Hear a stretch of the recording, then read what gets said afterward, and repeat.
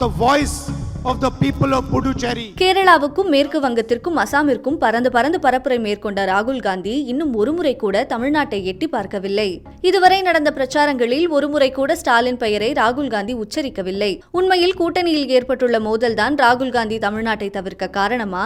கடந்த 2 மாதங்களில் மட்டும் பிரதமர் நரேந்திர மோடி 3 முறை தமிழகத்திற்கு வருகை தந்துள்ளார். பாஜகவின் முக்கிய அமைச்சர்கள் பலர் தமிழகத்தில் முகாமிட்டு தீவிரமாக பணியாற்றி வருகின்றனர். கடந்த 2021 சட்டமன்ற தேர்தலின் போது ஜனவரி மாதமே தனது பயணத்தின் மூலம் தமிழகத்தில் பிரச்சாரத்தை தொடங்கியிருந்த ராகுல் காந்தி தற்போது தேர்தலுக்கு இன்னும் 13 நாட்களே உள்ள சூழலில் இதுவரை ஒருமுறை கூட தமிழகத்தை எட்டி கூட பார்க்கவில்லை.